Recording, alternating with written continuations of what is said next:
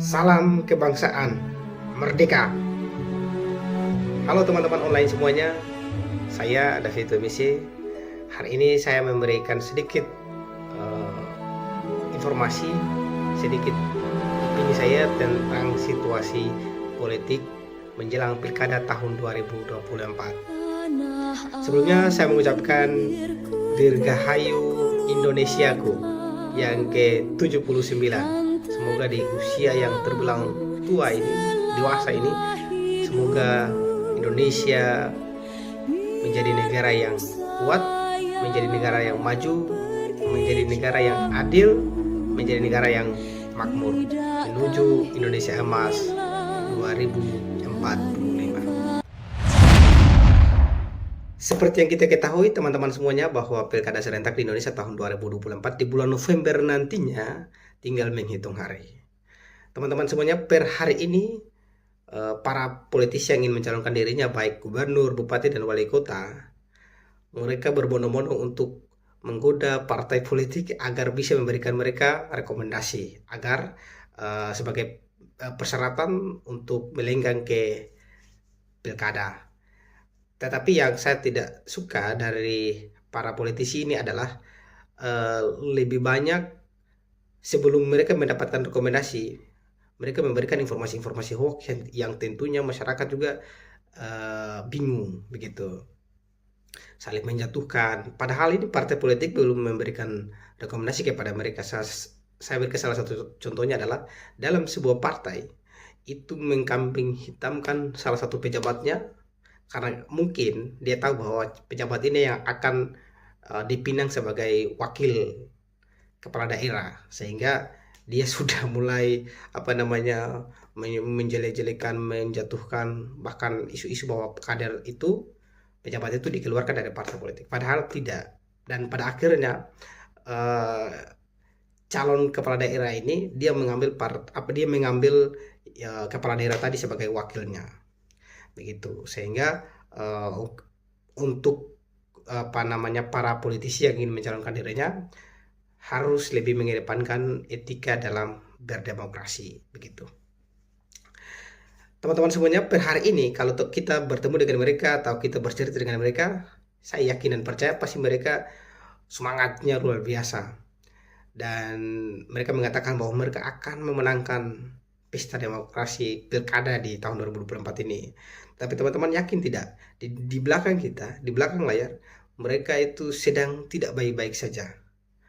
Mereka tidur pun tidak nyenyak, makan pun tidak kenyang. Kenapa?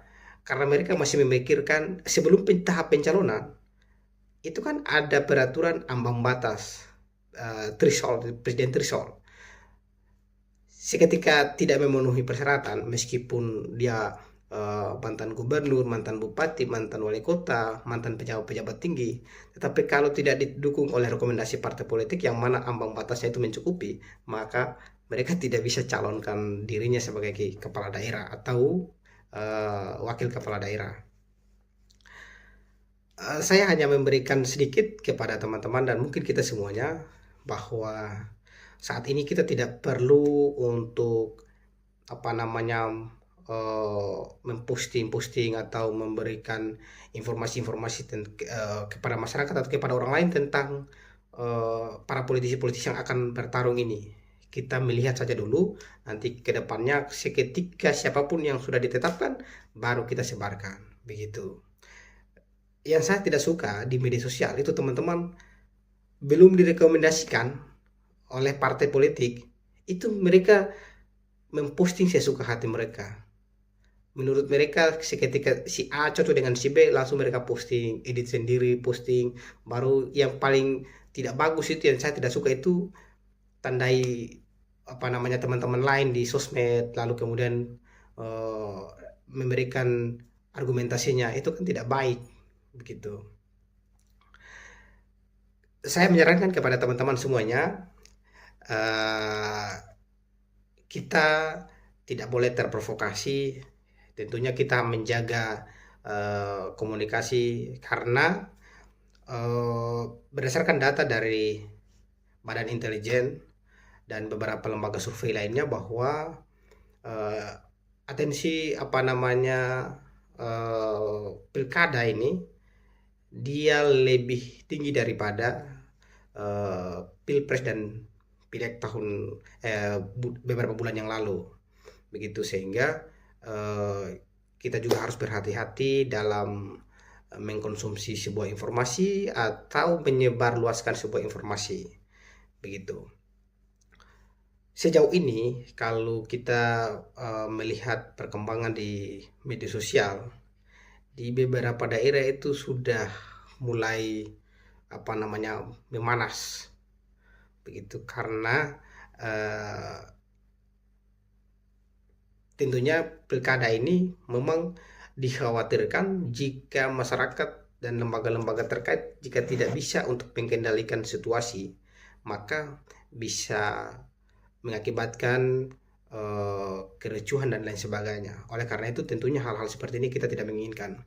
Pilpres dan pileg kemarin itu sudah selesai dan sudah ditetapkan oleh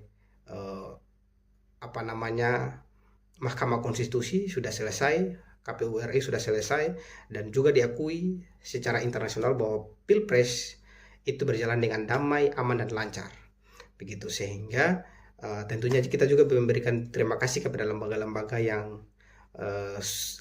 terkait, lembaga-lembaga penyelenggara seperti KPU, Bawaslu, TNI, Polri, Kejaksaan, yang mana didukung juga oleh masyarakat yang luar biasa, sehingga proses penyelenggaraan pemilu di beberapa bulan yang lalu sudah kita lewati. Dan harapannya semoga pilkada ini juga meskipun atensinya tinggi, tapi kalau peran dari lembaga-lembaga ini bisa optimal dan masyarakat didukung oleh masyarakat juga baik, dan kita berhati-hati juga dalam berkomunikasi, menerima informasi maupun menyebarluaskan informasi, dan saya yakin dan percaya pilkada nanti di 2024 ini bisa kita lewati bersama.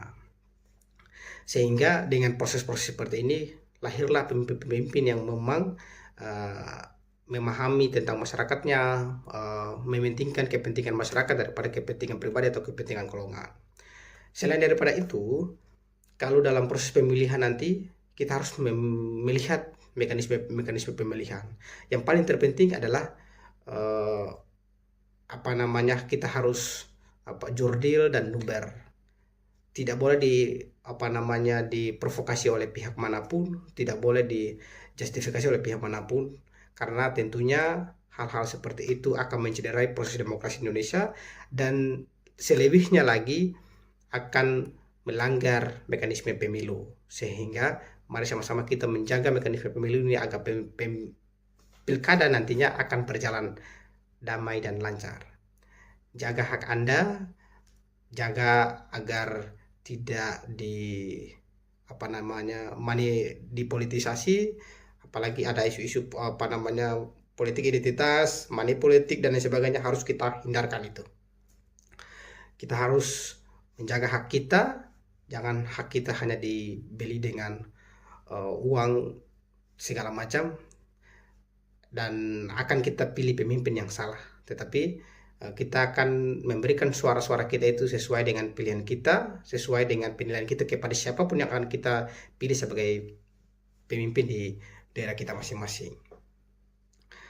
Tentunya orang-orang yang ingin mencalonkan dirinya ini adalah orang-orang yang sudah siap, dan itu adalah putra-putri terbaik di daerah di Indonesia, di seluruh Indonesia. Oleh karena itu kita juga harus menjaga agar tidak boleh menyatukan satu dengan yang lainnya, begitu. Karena tentunya semua orang punya hak untuk menjadi pemimpin, dipilih dan memilih, begitu. Dan yang terakhir, sekali lagi saya menyarankan kepada kita semuanya bagaimana isu-isu yang beredar bahwa pilkada ini akan panas, tapi bagaimana kontribusi dan antisipasi itu bukan hanya dari lembaga penyelenggara, tetapi dari masyarakat juga harus kita sama-sama jaga. Mulai dari peguyuban-peguyuban, terus kemudian juga dari OKP, dari Ormas, atau dari masyarakat secara umum, harus kita sama-sama mendukung dan sama-sama kita mengawal hingga selesai nantinya. Dan tentunya saya menyampaikan permohonan maaf apabila ada kata-kata yang kurang berkenan. Terima kasih. Salam kebangsaan. merdeka.